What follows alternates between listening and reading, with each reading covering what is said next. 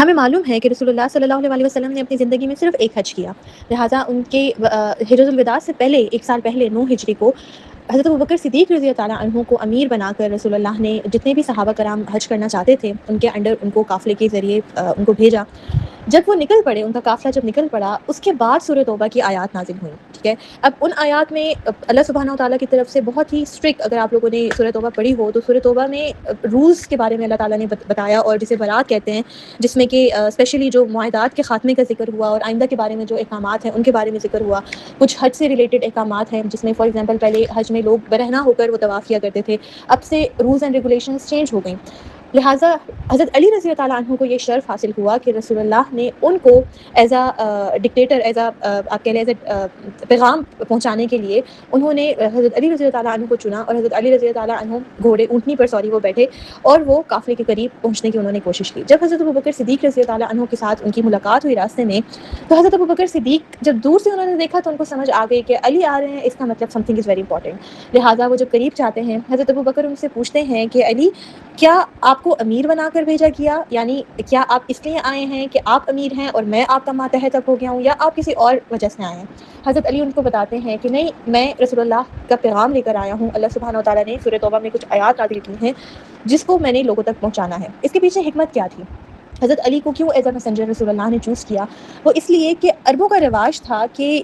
کسی قبیلے یا حاکم کی طرف سے کوئی اعلان جب وہ ہوتا تھا تو ضروری ہوتا تھا کہ وہ اسی قبیلے کا شخص ہو، ٹھیک ہے۔ لہٰذا حضرت علی رضی اللہ عنہ بھی ہاشمی تھے، اور جن کے لیے پیغام تھا وہ بھی ہاشمی تھے، لہٰذا حضرت علی رضی اللہ عنہ کو یہ شرف حاصل ہوا، انہوں نے مینا میں جا کر اناؤنس کیا جتنے بھی رولز جو اللہ سبحانہ تعالیٰ کی طرف سے نازل ہوئے، جس میں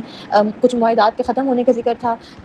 اس بات کا حکم تھا کہ آئندہ کوئی بھی مشرک حج نہیں کرے گا، اور جو کعبہ کا جو طواف جو کہ برہنہ ہو کر کپڑے اتار کر پہلے کیا جاتا تھا، اس کے بارے میں بھی حکم تھا کہ اب آئندہ سے ایسے نہیں ہوگا۔ اس کے علاوہ کچھ اور بھی احکامات تھے جو کہ حضرت علی رضی اللہ تعالیٰ عنہ کے تھرو تمام لوگوں تک مینا میں پہنچا دیے گئے۔ لہٰذا یہاں سے بھی ہمیں حضرت علی کی ایک فضیلت، ایک ہمیں ہر لحاظ سے، قبیلے کے لحاظ سے،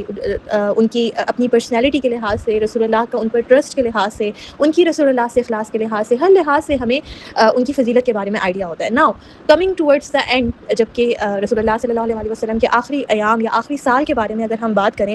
تو آپ کو معلوم ہے کہ رسول اللہ کے پاس یمن سے لوگ آئے تھے، اور کافی زیادہ حدیث ہے جس میں رسول اللہ نے اسپیسیفکلی جو یمنی لوگ ہیں ان کے بارے میں بہت تعریف کی ہے، اور ان کے بارے میں فرمایا ہے کہ یمن کے لوگ دے آر گڈ پیپل، ان کا ایمان بہترین ہے، اینڈ ان کے اخلاق بہت اچھے ہیں۔ لہٰذا رسول اللہ اپوائنٹڈ سینئر صحاباز جو کہ یمن جائیں، ٹھیک ہے، وہاں پہ ایز اے ٹیچر وہاں پہ لوگوں کو دین کی دعوت دیں، انہیں قرآن پاک سکھائیں، اینڈ جس میں بہت سی سینئر صحابہ کرام کا ذکر آتا ہے، اس میں حضرت علی رضی اللہ تعالیٰ عنہ بھی ہیں، اور معاذ بن جبل رضی اللہ تعالیٰ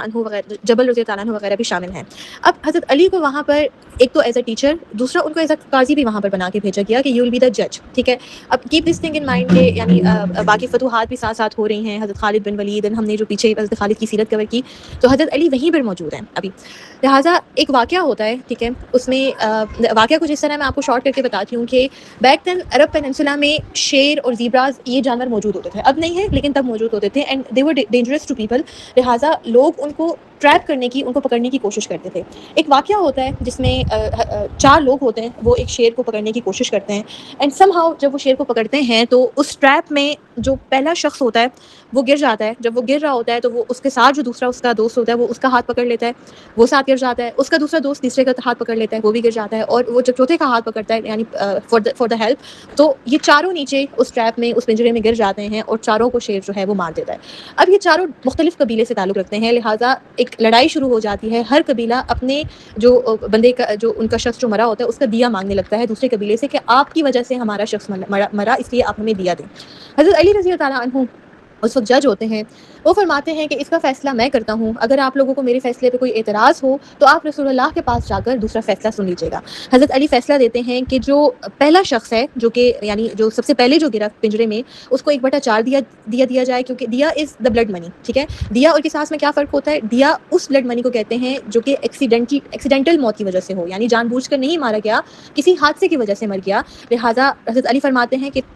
کہ جو پہلا شخص گرا وہ سب سے زیادہ قصوروار ہے، اس کو 1/4 دیا جائے، دوسرے شخص کو 1/3، تیسرے کو 1/2 یعنی 1/2، اور جو چوتھا شخص ہے چونکہ وہ سب سے کم قصوروار ہے اس کو پورا دیا جائے۔ جو قبیلے والے ہوتے ہیں وہ اس بات پر ایگری نہیں کرتے، لہٰذا وہ رسول اللہ کے پاس جاتے ہیں اور رسول اللہ سے ملتے ہیں۔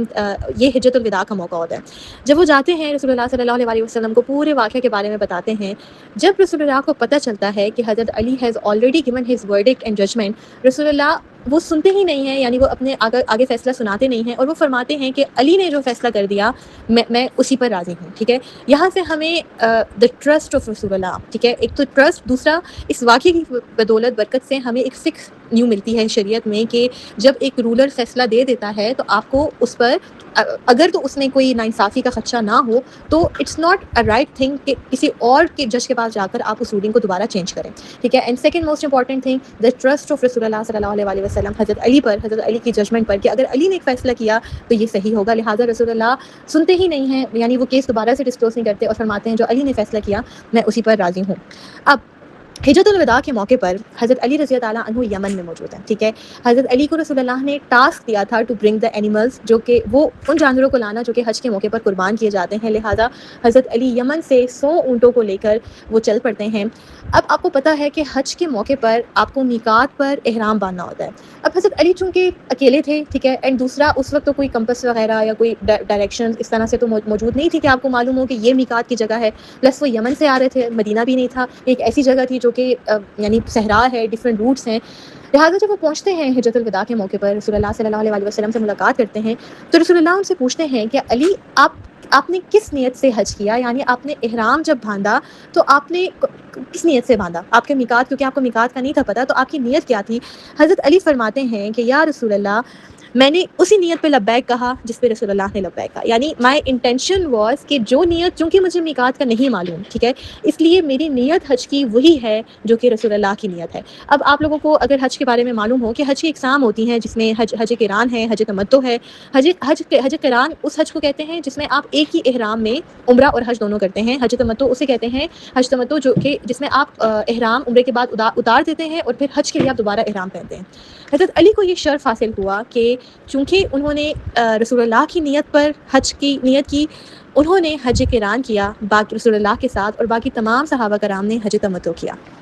اس کے علاوہ حجۃ الوداع کے موقع پر حضرت علی واز ایمپلیفائر فار رسول اللہ صلی اللہ علیہ وسلم۔ رسول اللہ کوئی بات کرتے یا جب کسی کو پیغام پہنچانا ہوتا تو وہ حضرت علی کو بتاتے، حضرت علی اونچی آواز میں جتنے بھی صحابہ کرام ہوتے ان سب تک وہ پیغام پہنچاتے۔ حضرت علی رضی اللہ عنہ جو یمن سے اونٹ لائے تھے، جانور لائے تھے، ان کی تعداد 100 اونٹ تھی، ان میں سے 37 اونٹ حضرت علی نے خود اپنے ہاتھوں سے ذبح کیے۔ جب آپ یہ سب کچھ پڑھتے ہیں، سب کچھ سنتے ہیں، تو جب آپ شروع سے سیرت پڑھتے ہیں نا تو یہ کوئی اتنی سرپرائزنگ باتیں آپ کو نہیں لگتی ہیں، ٹھیک ہے، کیوں نہیں لگتی؟ کیونکہ ہم اپنی زندگی میں تربیت کی بہت اہمیت جانتے ہیں کہ آپ کی اگر نیک ماں باپ ہیں، نیک صحبت ہے، تو ڈیفینیٹلی جو اولاد جو آگے سے اس صحبت میں جو انسان، جو بچہ پروان چڑھ رہا ہے، he is expected to be like their parents. This is حضرت علی رضی اللہ عنہ۔ ان کی اوصاف، ان کی فضیلت ایسے کیوں ہے؟ کیونکہ یہ وہ بچہ تھا جو کہ چھوٹی عمر سے رسول اللہ کے گھر میں آیا، جب when he was literally a baby، ٹھیک ہے، چھوٹے سے بیبی تھے وہ حضرت خدیجہ کے گھر میں آئے۔ یہ وہ علی ہیں جنہوں نے بچپن سے لے کر، جب ہم ابھی وفات رسول کی بات کریں گے، رسول اللہ صلی اللہ علیہ وسلم کے وفات کے بعد ان کو غسل دینے تک 37 سال کا یہ ٹوٹل 32 ایئرس کا 32 سال کا یہ ٹوٹل عرصہ بنتا ہے، جس میں حضرت علی رسول اللہ کی صحبت میں رہے، نہ صرف صحبت میں رہے، ایسی صحبت میں رہے جس میں قربت بھی تھی، ٹھیک ہے، اینڈ وہ رسول اللہ کے قریبی لوگوں میں سے تھے، بہت قریبی لوگوں میں سے تھے۔ رسول اللہ کی وفات میں ٹوٹل کتنے 6 لوگوں کا ذکر آتا ہے جنہوں نے رسول اللہ کی وفات کے بعد غسل میں جو شریک ہوئے، جس میں عباس رضی اللہ عنہ، ان کے بیٹے، علی ابن طالب رضی اللہ عنہ، شقران جو کہ رسول اللہ کے خادم تھے، اور ایک انصار جس میں اوس ابن خوالہ جن کا نام آتا ہے۔ یہ سب یہ ٹوٹل 6 لوگ تھے جنہوں نے رسول اللہ کے غسل میں جو شریک ہوئے۔ اس میں حضرت عباس، ان کے بیٹے، رسول اللہ کو غسل دیتے ہوئے ان کی پوزیشن چینج کرتے تھے، اور جو انصار اور جو شکران رضی اللہ عنہ تھے وہ باقی ہیلپ کرتے تھے پانی ڈالنے کا، لیکن جو اصل جو پرائمری جو غسل دیا، دا پرائمری پرسن جس نے غسل دیا، وہ حضرت علی ابن طالب رضی اللہ عنہ تھے۔ لہٰذا یہ ٹوٹل 32 سال کا جو عرصہ ہے حضرت علی کا، right from the very beginning, جب وہ ایک چھوٹے سے بچے تھے، یہ بچے رسول اللہ کے گھر میں آئے، انہوں نے رسول اللہ حضرت خدیجہ سے تربیت حاصل کی. رسول اللہ نے ان کو بہت ہی کم عمری میں کیونکہ وہ جانتے تھے کہ ان کے کیا اوصاف ہیں، ان پر وہ ذمہ داریاں ڈالیں جس سے ان کی فضیلت مزید نمایاں ہو گئی باقی تمام صحابہ کرام میں. یہ وہ بچے جب بڑے ہوتے ہیں، رسول اللہ ان کو اپنا داماد بناتے ہیں. شادی اپنی ان کی بیٹی سے شادی کے بعد بھی وہ ان کے بالکل ساتھ ہی رہتے ہیں، کیونکہ ان کا بالکل they were living next to رسول اللہ صلی اللہ علیہ وسلم. تو جب ایک انسان، ایک صحابی آپ کہہ لیں، یہ وہ صحابی رسول ہیں جن کی اتنی زیادہ قربت میں رسول اللہ کے ساتھ ٹائم گزرا. تو آپ جب آگے ان کی سیرت پڑھیں گے، آپ جب آگے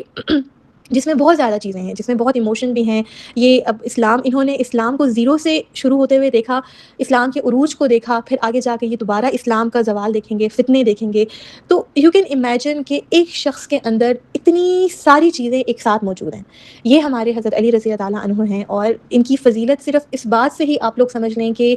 یہ بچپن سے لے کر the moment he was born, ایک چھوٹے نیو بورن بیبی جب وہ تھے، تب سے لے کر